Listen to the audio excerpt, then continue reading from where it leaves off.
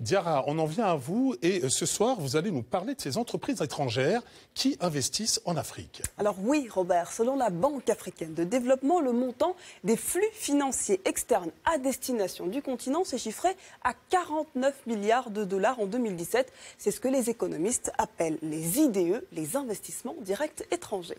Alors question, pourquoi les investisseurs, justement, choisissent l'Afrique ?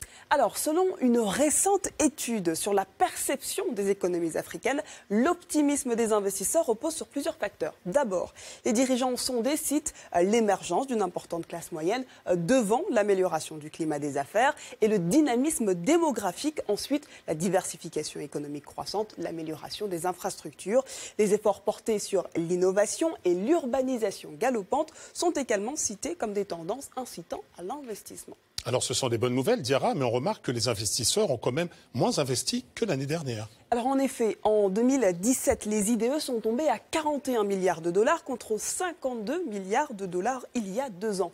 En cause, le recul des prix du pétrole et le marasme du secteur des matières premières. Cela dit, les IDE ont beaucoup reculé en Afrique australe et en Afrique centrale. L'Afrique de l'Est et l'Afrique de l'Ouest, elles, résistent plutôt mieux, comme vous pouvez le voir à l'écran.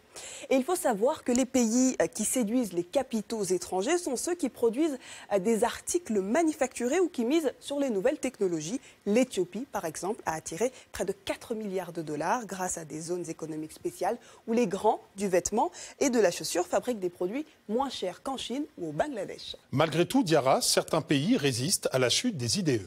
Vous avez raison, Robert. Chacune des économies africaines a ses propres spécificités. Cette année, les pays jugés les plus porteurs par les investisseurs se concentrent majoritairement en Afrique de l'Ouest et en Afrique de l'Est. Il s'agit de la Côte d'Ivoire, du Kenya, du Nigeria et du Ghana. L'Afrique du Sud complète le top 5. Ces pays ont notamment investi dans les infrastructures et l'amélioration de leur environnement macroéconomique et commercial. On sait par exemple que la Côte d'Ivoire est la première économie d'Afrique francophone et elle va maintenir une croissance de 8% de 2018 à 2020 et que l'Afrique du Sud reste le pays le plus industrialisé et a un environnement commercial très avancé. Et quels sont les secteurs qui attirent les IDE, Diarra ? Alors, toujours selon l'étude que j'ai citée en début de chronique, voici les secteurs les plus porteurs aux yeux des investisseurs. Nous avons d'abord l'énergie. 73% des investisseurs seraient optimistes quant à son fort potentiel de croissance. On a aussi l'agriculture, un secteur qui constitue le deuxième choix des investisseurs. Ensuite, les services financiers et la grande distribution viennent respectivement en troisième et quatrième position.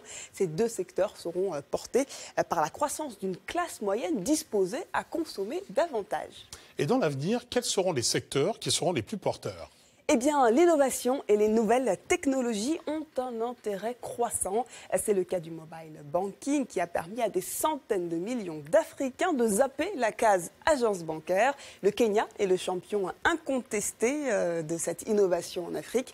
Dans ce pays d'Afrique de l'Est, l'équivalent de 40% du PIB transite par le portefeuille de monnaie électronique M-Pesa. De leur côté, les pays dépendants de leur sous-sol souffrent à l'image du Nigeria qui a accusé un recul de 21% de ses IDE l'année dernière. L'Angola affiche même un taux d'investissement négatif puisque plus de 2 milliards de dollars ont quitté le territoire en 2017. Mohamed Diallo, le fait que les investisseurs étrangers s'intéressent au numérique en Afrique, c'est une bonne nouvelle. C'est une bonne nouvelle et je pense que pour ces investisseurs, le challenge est de pouvoir trouver d'autres opportunités d'investissement que celles qu'on connaît traditionnellement, telles que les matières premières en fait. Comme l'a dit Diarra, ce qui est intéressant, c'est qu'on voit quand même que les pays qui arrivent à transformer leurs matières premières au niveau local continuent à recevoir des investissements. Alors aujourd'hui, le challenge, c'est de pouvoir transformer, mais aussi diversifier les sources d'investissement et parmi ces investissements, donc, investir dans le numérique. Dans le domaine du numérique, est-ce que ces IDE qui arrivent de l'étranger ne sont pas un danger pour nos entreprises locales africaines ?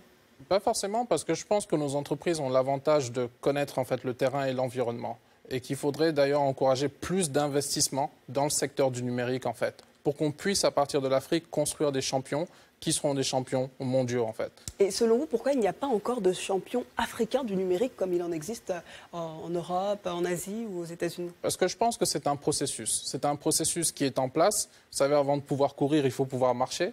Et nos écosystèmes apprennent aujourd'hui à marcher, à pouvoir former des entrepreneurs qui vont trouver des solutions qui pourront s'exporter.